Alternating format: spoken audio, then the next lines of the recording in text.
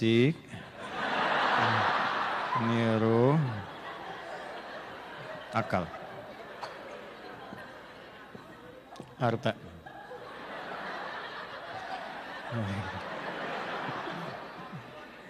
Rizki. Titip ya Pak.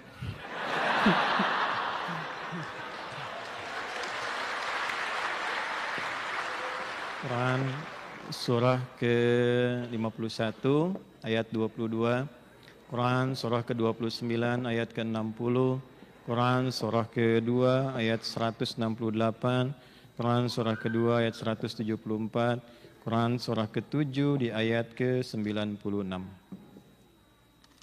2, 3, 4, 5. Pertanyaan pertama, masih ada waktu enggak? Itu. Dah ya. Saya pikir-pikir lewat 10 menit tadi kan. Dah kultum aja ya. Kuliah terserah antum. Baik teman-teman, cepat saja. Ya, sebelum kita ke sana, banyak uang nanti itu gimana caranya? Uang didapatkan, hidup nyaman secara material, fisikal, tapi hati nggak kosong. Oke, sekarang kita masuk dulu kepada konsep rizki dulu. Nanti dari rizki, kalau waktunya atau di waktu yang lain kita kaji lagi tentang bagaimana menyeimbangkan rizki dengan 3 komponen tadi. Quran surah 51 ayat 22. Paling kanan agak sedikit ke bawah di mushaf. Wa fis samai rizqukum wa ma tu'adun. Wa fis samai, dan di langit dalam proses penetapan kita akan hidup di bumi. Rizqukum, rizki kalian itu sudah ditetapkan. Wa ma tu'adun, dan dijanjikan akan diberikan sesuai dengan durasi berkehidupan. Oke, nanti diterangkan oleh Nabi, wa yu'maru bikatsbi arba'in, saat nanti usia 4 bulan, maka Allah perintahkan malaikat datang untuk menetapkan 4 hal. 1 dari 4 ini bikatsbi rizkihi, ditetapkan kuota rizkinya sampai dia meninggal. Kesimpulannya, setiap manusia sudah ada kadar atau kuota rizkinya yang tidak akan tertukar.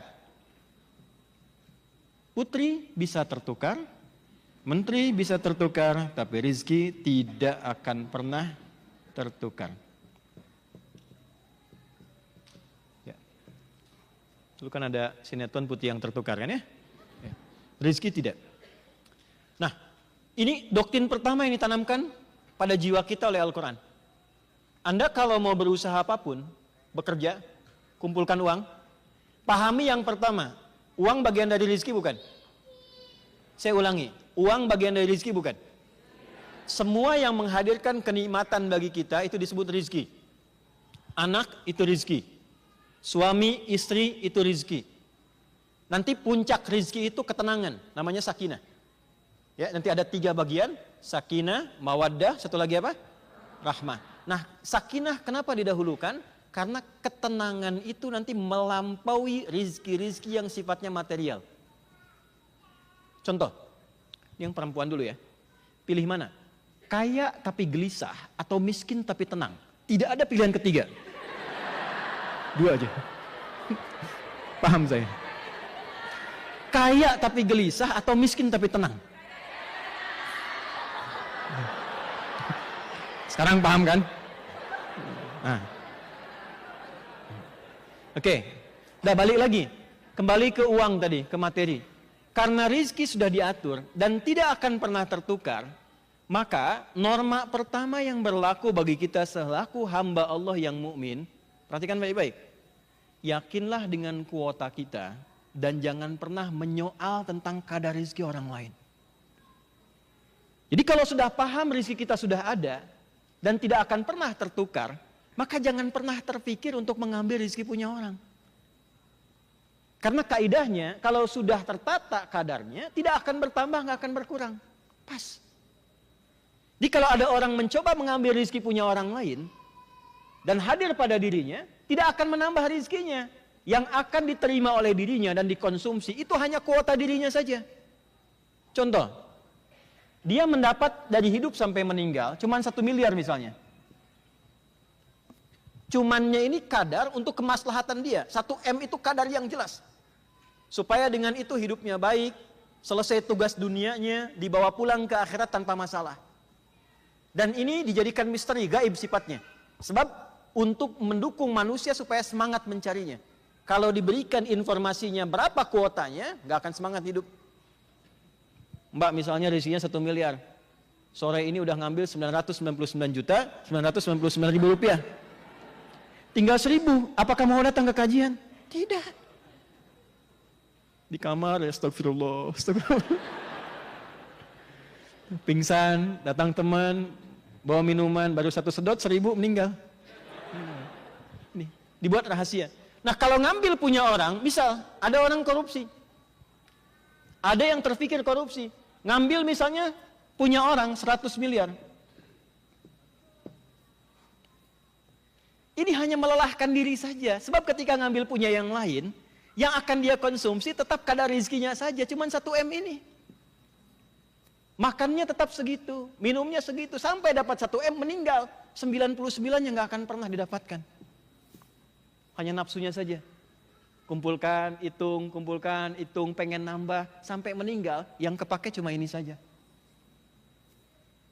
Dan ini diajarkan di Quran, kenapa nanti turun ayat-ayat tentang jangan mencuri, jangan menipu, jangan merampok, jangan kurangi timbangan, dan hukumnya haram kan?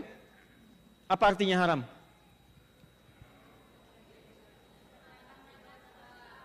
Ya. Jika dikerjakan, kalau ditinggalkan, ya itu fikih ya, tidak jadi.